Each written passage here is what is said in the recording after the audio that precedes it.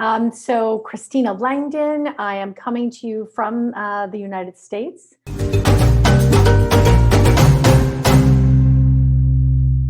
Hello, everybody, and welcome back to the Herstory TV and the Herstory podcast. This is Gertrude Mache here in beautiful, wet New Zealand today. I am graced with the presence of yet another fascinating lady coming to me all the way from the United States. Welcome to our tribe.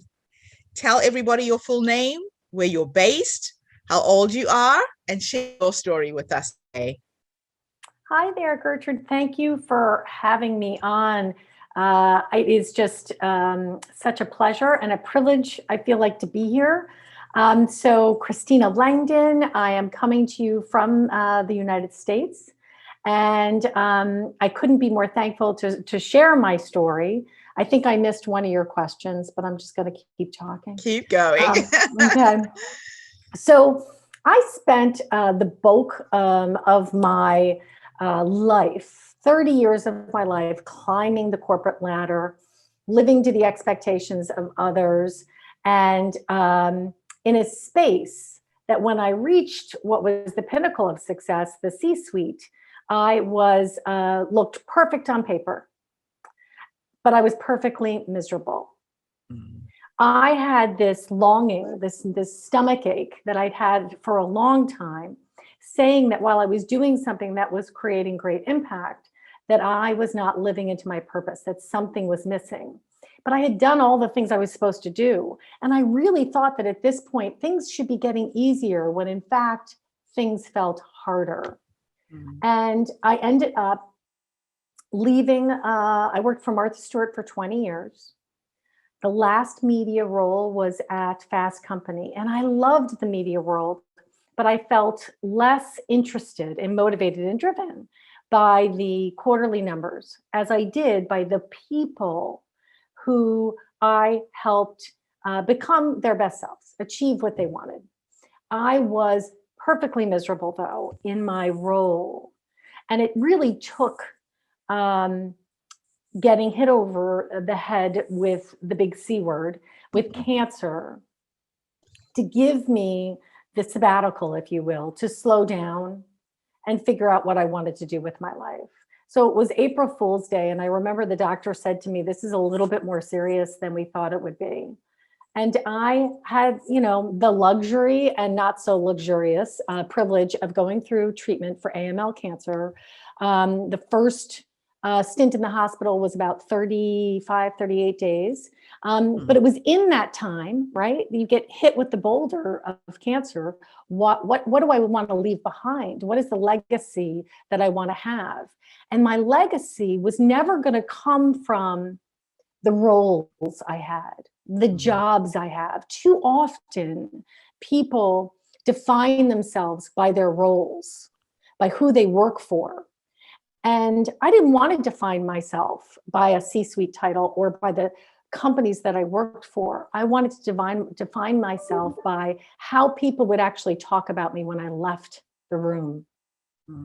And so I was, if you just roll back with me for a little bit, I was at Martha Stewart for 20 years. And as you can imagine, there was a lot of crises, some of which I was there during her being put on trial and incarceration. And then we went public, and then massive layoffs and 7 CEOs in 7 years. And oftentimes I would find myself at the Barnes & Noble, just a few blocks up from our office, in the self-help section, because I didn't know where to go for guidance on my leadership development, on leading my people, and on leaving that legacy that I wanted to leave. And I was fortunate enough to know that in the readings and in the time I spent at that Barnes & Noble on 46th Street, that it was really laying the framework. It was providing sort of the seeds for where I am today. So I launched my coaching and my consulting business from my hospital bed at Memorial Sloan Kettering, surrounded by the amazing doctors and nurses who cared for me. And I felt like if I was going to be laying in this bed, what could I do that was productive? What could I do to help me feel better at least mentally. And I remember that day I got into MSK, I was meeting with all sorts of doctors, and Dr. Park walked in, asked me for all my symptoms. And he said, okay, you have AML leukemia, and you don't come to MSK to be treated. You come to MSK to be cured. And I just looked at him with my daughter. It was one of the worst days of my life, having to tell my children, my 3 children that I raised pretty much on my own, that, game on. And it was game on from that moment, and game on, not that I would just be cured, but I did have this radical acceptance of, he says, this is where you come to be cured. But that radical acceptance actually cascaded its way through everything from that moment onward, that I wanted to make a difference by helping others make a difference. I never asked for help. I just thought that hard work was what you were supposed to do. I never asked for help. I never asked for guidance. I didn't ask for mentoring. And I felt like I wanted to be that person that I wish I had 30 years ago. Somebody that could tell me that my self-doubt, my confidence, my directness, some of the criticisms that I've had about my personality were actually my gifts. So I want to share what I've learned with others to help them do what they want to do, but also do what they want to do on their terms. Yes. I felt like I was always working on somebody else's terms. And now I have the ability of guiding people to say, what do you want? What do you want to do? And where do you find joy? And how can we find it? How can we go find it and bring it into your everyday? Now, let me roll you back a little bit. If you were to have a conversation with that younger you, that woman who got that diagnosis on that day, and you could have a conversation with her and give her 3 nuggets of wisdom, of advice. The C word is scary. A lot of times people jump straight into fear. What 3 nuggets of wisdom would you give that younger woman?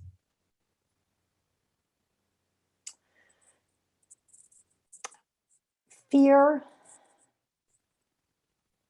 is when you are in your most uncomfortable zone of all. But fear can teach us a lot of things. And my biggest fear in that moment was my children and what they might have to go through if they didn't have their mother here. So it was, again, game on. But what I would have told myself, because I think that I've had 2 major illnesses in my life, along with divorce and along with death. And if I look back, I wish I knew myself better. I wish I had listened to my own intuition all those years that said, while you're on the rise, it may not be exactly what you were meant to do. And I wish that I wasn't, riddled with imposter syndrome and riddled with this lack of confidence, and that I listened to my inner wisdom that said, go be who you want to be. Show up as your best self. As you. And, So you look to me like you have become a full expression of you. It's interesting how a little brush with death will do that you really come into your own when you realize that we're on this earth for a very limited time, and it's what you do from the day you're born till the day you die that really matters. You seem to have harnessed that in a very unique way. And I think if I could go back and answer your question again, I would say, because that's why I brought up the death and the other illness I have, is that I think that in some cases, my stress, my lack of knowing who I was, is what led me to become unhealthy. I had so much stress of being a single mom, raising 3 kids, trying to earn an income, trying to do all the right things. And that stress, that hamster wheel that was going faster every single day, but I was going nowhere for myself. If I had known earlier how to jump off the hamster wheel, to slow down, to see the stress that wasn't serving me, and to Yes. ask what should serve me right now that would help me and get me out of the fear of I need the money. Well, of course I needed a paycheck, but that Yeah. didn't mean I needed that paycheck if that was Yeah. making me unhealthy. It could have come another way. You could have found a different way to create an income.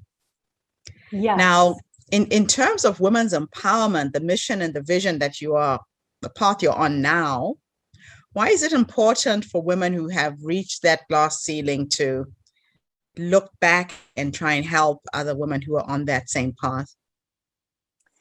Because women should not have to struggle.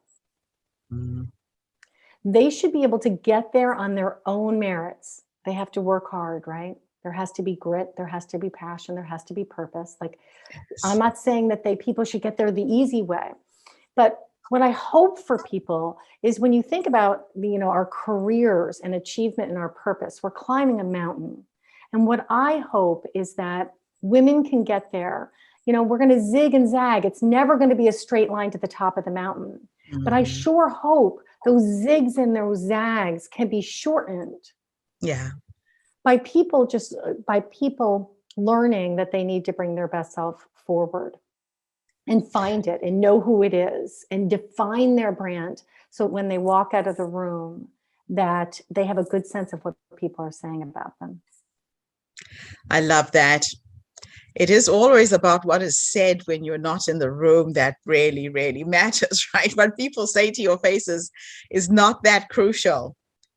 And it's also the legacy that you're leaving, because what I'm hearing right now is years after you're gone, there will be a young woman who will say, I worked with Christina and she changed my life. I know I've got a few of those women in my life who it could just be one little random act of kindness that changes the trajectory of your life forever. Yes. Yeah. I mean, when I was in the hospital, I received the outpouring of love and gifts, and you just feel so overwhelmed and don't know what to make of it. I got this one card, and I had beautiful cards from a lot of people, but this one card stood out. I don't remember what was imprinted from the card maker, but what she wrote on the left-hand side was, remember, you are brave, you are confident, you are smart, you are worthy, you're amazing, and I'm lucky to have you as a friend. And it was like, I think there was probably like 5 or 6 more comments that I don't remember, but it was in that moment that I realized, oh my God, I am enough. Yes. I'm enough. Oh, wow. It was really transformative because I really wasn't that close with her. And it reminded me that I was on the path doing the right things, and that I kind of needed to just go with that more and believe. We have to believe in ourselves. Yes. So I believe in me when I recognize those things that, she said about me. But I wanted to mention the young gals that are coming up. I want them to come out want them to come up with not as much struggle.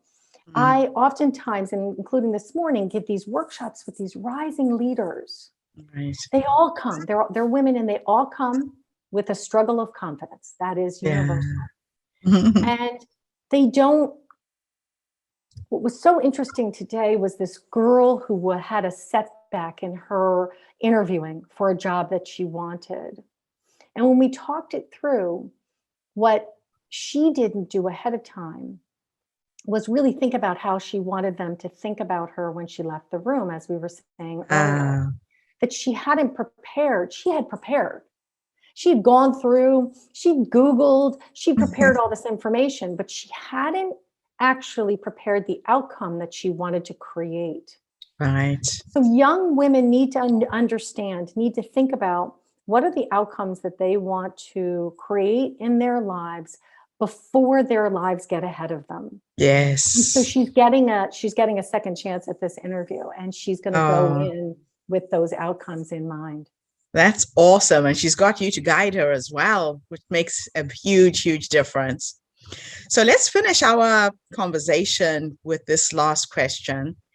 If time was an illusion and your past, your present, your future could exist in the same timeline, and you could have a conversation with the future you, at 100 years old, because medicine is going to keep you alive for a very long time, what would you say to this woman that you have become?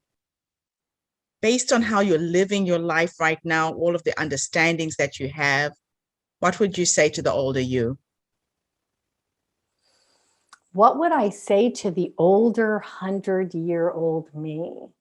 I would probably, I thought the question was going to be the other way around. What would the 100-year-old woman say to me? So what would I say to the 100? I'm finally living my life on my terms. And I hope I'm making you proud. I love that. I love that. And I think you'd also say to her, thank you for being so wise to get off the rat race.